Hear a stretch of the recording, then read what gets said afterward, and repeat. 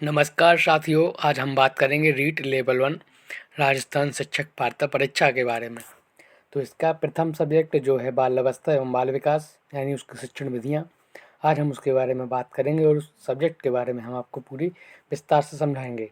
तो देखते हैं बाल विकास एवं शिक्षण विधियाँ। इसके हम लोग अध्याय समझेंगे। तो आप देख सकते हैं इसके अध्याय के कौन कौन से हैं। मनोविज्ञान एवं शिक्षा मनोविज्ञान, बाल विकास, वृद्धि एवं विकास की संकल्पना, विकास के विभिन्न आयाम एवं सिद्धांत, विकास को प्रभावित करने वाले कारक, अधिगम से उनका संबंध, वंशानुक्रम एवं वातावरण की भूमिका, व्यक्तिगत की भिन्नता, व्यक्तित्व, बुद्धि की संकल्पना, विविध अधिगमकर्ताओं की समझ, अधिगम में कठिनाइयाँ, समायोजन की संकल्पना एवं तरीके, अधिगम, अधिगम का अर्थ एवं संकल्पना, अधिगम को प्रभावित करने वाले कारक, अधिगम के सिद्धांत एवं इनके निहितार्थ, बच्चे सीखते कैसे हैं। तो ये सब हम लोग इस विषय में पढ़ेंगे। अधिगम की प्रक्रियाएं, चिंतन, कल्पना एवं तर्क, अभिप्रेरणा से शिक्षण अधिगम, मापन एवं मूल्यांकन, मूल्यांकन अर्थ व उद्देश्य, समग्र एवं सतत मूल्यांकन, उपलब्धि परीक्षण का निर्माण, सीखने के प्रतिफल, क्रियात्मक अनुसंधान, शिक्षा का अधिकार अधिनियम 2009। तो इसके बारे में आज हम लोग चर्चा करेंगे। देखते हैं इसका अध्याय 1, मनोविज्ञान व शिक्षा मनोविज्ञान। तो मनोविज्ञान पढ़ते हैं। मनोविज्ञान एक ऐसा विज्ञान है जो प्राणियों के व्यवहार, मानसिक तथा दैहिक प्रक्रियाओं का अध्ययन करता है। व्यवहार में मानव व्यवहार के साथ साथ पशु पक्षियों को भी सम्मिलित किया जाता है। तो इसमें मानव की जो मानसिक व दैहिक प्रक्रियाएं होती हैं उनके साथ साथ पशु पक्षियों के व्यवहार को भी सम्मिलित किया जाता है, वही मनोविज्ञान है। मनोविज्ञान का शाब्दिक अर्थ है मन का विज्ञान, अर्थात मनोविज्ञान अध्ययन की वह शाखा है जो मन का अध्ययन करती है। मनोविज्ञान शब्द अंग्रेजी भाषा के साइकोलॉजी शब्द से बना है। साइकोलॉजी शब्द की उत्पत्ति यूनानी लैटिन भाषा के दो प्रकार शब्द साइकी तथा लोगस से मिलकर बना हुआ है। साइकी शब्द का अर्थ है आत्मा, जबकि लोगस का अर्थ है अध्ययन या ज्ञान। देखते हैं नीचे तो लिखा हुआ है कि इस प्रकार हमने समझा कि अंग्रेजी शब्द साइकोलॉजी शब्द का अर्थ है आत्मा का अध्ययन या आत्मा का ज्ञान। मनोविज्ञान का विकास व उत्पत्ति, मनोविज्ञान का विकास कैसे हुआ और इसकी उत्पत्ति कैसे हुई। तो देखते हैं, प्लेटो व अरस्तु जैसे दार्शनिक मानव ने मस्तिष्क को समझने व जानने के लिए शरीर से उसका संबंध समझाने की कोशिश की। हिप्पोक्रेटिस ने सबसे पहले इस विचार का प्रतिपादन किया। तो प्लेटो और अरस्तु जैसे दार्शनिक ने मानव मस्तिष्क को समझने व जानने के लिए शरीर से संबंधित उसका समझने की कोशिश की, और हिप्पोक्रेटिस ने सबसे पहले इसका विचार प्रतिपादित किया कि मस्तिष्क चेतना का केंद्र है तथा समस्त मानसिक रोगों के कारणों का विवेचन किया है, जैसे कला, रक्त, कफ व पीलीपित्त। सुकरात ने विचार दिया कि मनुष्य को स्वयं के बारे में सोचना चाहिए। प्लेटो ने ईस्वी पूर्व 5वीं व 4वीं सदी में आत्मा ही परमात्मा का विचार दिया है, तथा अरस्तु ने 384 ईस्वी पूर्व से 322 ईस्वी पूर्व में दर्शन शास्त्र में आत्मा का अध्ययन किया। यही आत्मा का अध्ययन आगे चलकर आधुनिक मनोविज्ञान बना, इसलिए अरस्तु को मनोविज्ञान का जनक माना जाता है। तो मनोविज्ञान का जनक किसे माना जाता है, तो हम लोग याद रखेंगे अरस्तु को मनोविज्ञान का जनक माना जाता है, तथा अरस्तु के काल से ही मनोविज्ञान का जन्म माना जाता है। दोस्तों, अब हम मनोविज्ञान की कुछ विचारधाराओं को समझते हैं, जैसे कि मनोविज्ञान आत्मा का विज्ञान।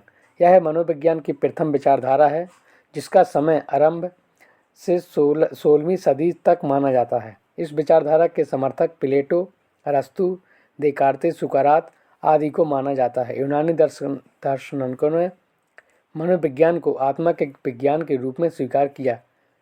साइकोलॉजी शब्द का शाब्दिक अर्थ भी आत्मा के अध्ययन की ओर इंगित करता है। देखते हैं नीचे, मनोविज्ञान मन मस्तिष्क का विज्ञान है।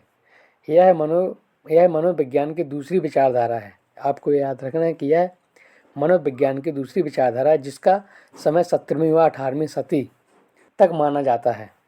इस विचारधारा के समर्थक जॉन लॉक, पेम्पोलॉजी, थॉमस रीड आदि थे।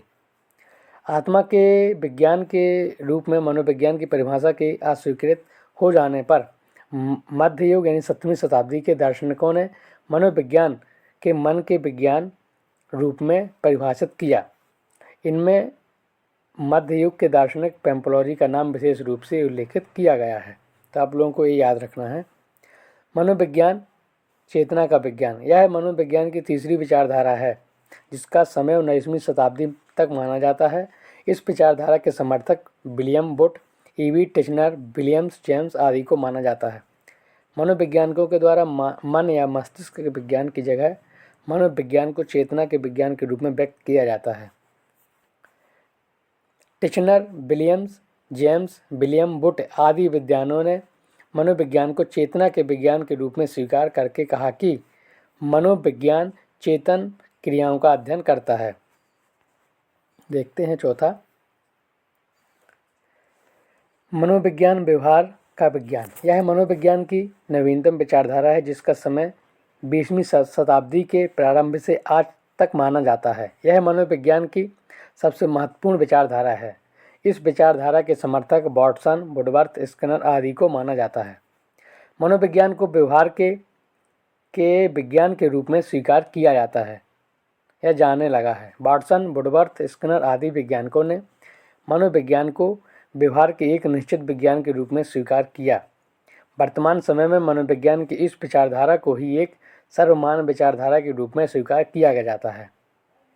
मनोविज्ञान की परिभाषाएं। वुडवर्थ, सर्वप्रथम मनोविज्ञान ने अपनी आत्मा को छोड़ा, फिर इसने अपने मन को त्यागा, फिर इसने चेतना खोई, अब वह व्यवहार अपनाए हुए है। वाटसन, मनोविज्ञान व्यवहार का शुद्ध विज्ञान, सकारात्मक अध्ययन है।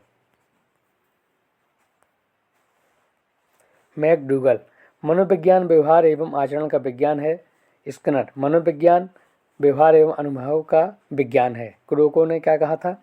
मनोविज्ञान मानव व्यवहार एवं मानवीय संबंधों का अध्ययन है। वुडवर्थ, मनोविज्ञान वातावरण के संपर्क में होने वाले व्यवहार का अध्ययन है। जेम्स ड्रेवर ने कहा था मनोविज्ञान शुद्ध विज्ञान है। बोरिंग एवं लैंगफील्ड ने कहा था मनोविज्ञान मानव प्रकृति का अध्ययन है। मनोविज्ञान वैज्ञानिक खोज से संबंधित है। गौरिश ने कहा था मनोविज्ञान मानव के प्रत्यक्ष मानव व्यवहार का अध्ययन है। मैकडूगल ने कहा था मनोविज्ञान जीवित वस्तुओं के व्यवहार का विधायक ज्ञान है। अब पढ़ते हैं मनोविज्ञान के संप्रदाय। तो देखते हैं पहला संरचनावाद संप्रदाय। यह मनोविज्ञान का प्रथम संप्रदाय है जिसके प्रवर्तक विलियम बुंट या टिचनर आदि हैं।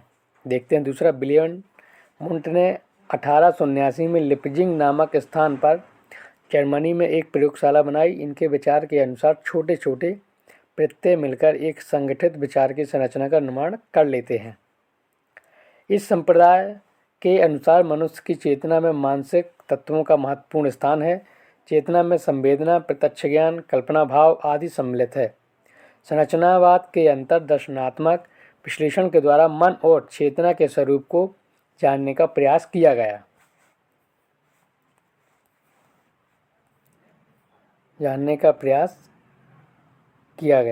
अब देखते हैं